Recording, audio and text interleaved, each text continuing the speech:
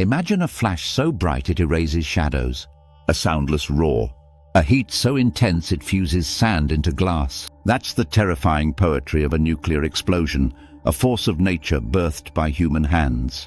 But for all we know about atoms splitting and mushroom clouds rising, there are nuclear stories out there so strange, so haunting, that even scientists struggle to explain them.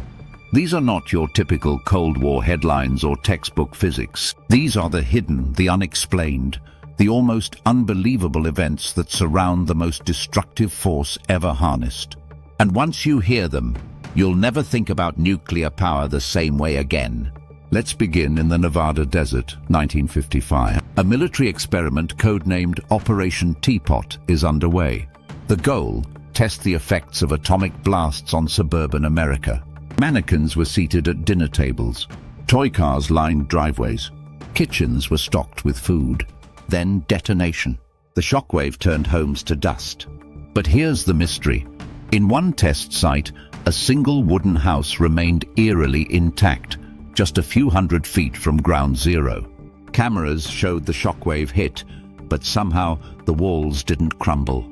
Even the curtains fluttered, but didn't catch fire. Engineers were baffled. The building wasn't any stronger than the others. There was only one difference. It faced a slightly different angle. Could orientation alone protect from annihilation? That one structure sparked decades of debate about wave dynamics, structure angles, and even conspiracy theories involving secret materials. Jump to 1979, deep in the South Atlantic. American surveillance satellites picked up a double flash, an unmistakable signature of a nuclear detonation. But there were no warnings, no tests scheduled, and no country claimed responsibility. This was the infamous Vela incident. Officially, the US said it might have been a sensor malfunction. Unofficially, whispers grew louder. Some believed Israel and South Africa had tested a bomb together, far from prying eyes. But no proof ever emerged. Years later, declassified documents revealed CIA analysts were 90% certain it had been a nuclear test. So why hide it? Was it geopolitical strategy, or was something even more secretive being covered up? Then there's the riddle buried in Gabon, West Africa. In 1972, French scientists were mining uranium at a site called Oklo. But something wasn't right. The uranium they extracted had already been burned. Naturally occurring uranium always contains a small percentage of U-235, the fissile component used in nuclear reactors. But at Oklo, the U-235 levels were suspiciously low, as if it had undergone fission before. Further analysis revealed something mind-blowing. Nature, it seems, had created its own nuclear reactor 2 billion years ago. For hundreds of thousands of years, the reaction sustained itself underground, perfectly moderated by groundwater and natural conditions. Scientists have never found another example like it. How could such precise conditions exist without intelligent intervention? Some called it coincidence. Others whispered about lost civilizations or extraterrestrial engineering. The truth, still under debate. Fast forward to 1983. The world stood seconds from nuclear apocalypse, and almost no one knew. A Soviet early warning system reported multiple US missiles launched toward the USSR. The protocol was clear: retaliate. Launch immediately. But one man, Stanislav Petrov, hesitated. He reasoned that if this were a real American attack, it wouldn't come in just a handful of missiles. It didn't add up. So he reported it as a false alarm, even against orders. He was right.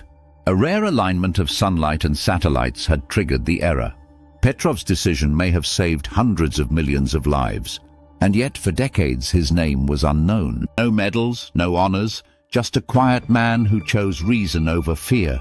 It's a story so cinematic it feels fictional, but it isn't. One misread radar screen, one different man at the console, and our history might have ended in fire. And finally, let's turn to the Pacific, to an island called Runit. During the Cold War, the US tested 67 nuclear bombs in the Marshall Islands. But it's what they left behind that's truly disturbing. To contain radioactive waste, engineers created a massive concrete dome, aptly nicknamed the tomb. Beneath it lies over 85,000 cubic meters of nuclear debris, some of it mixed with plutonium so toxic it could remain dangerous for 24,000 years. The dome, built hastily in the 1970s, was never meant to last forever. Today it's cracking. Sea levels are rising. Some scientists warn that a major storm or earthquake could breach the structure, releasing radioactive sludge into the Pacific. The US government has since claimed the dome is now the Marshallese government's responsibility. But the Marshallese never asked for the tests. Now, they live in the shadow of what's essentially a leaking nuclear coffin, one the world rarely talks about. These 5 nuclear mysteries span continents, decades, and disciplines. Some stretch science to its limits. Others expose the razor-thin margins between peace and catastrophe. But what binds them all is this: our deep, uneasy relationship with a power we can barely control.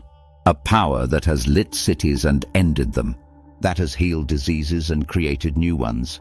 A force so immense it changed the course of human history, but still leaves us with questions no mushroom cloud can answer. Because in the realm of the nuclear, the greatest threat isn't always what we know, it's what we don't. This is Veil of Fortune, where history reveals its darkest secrets, one mystery at a time.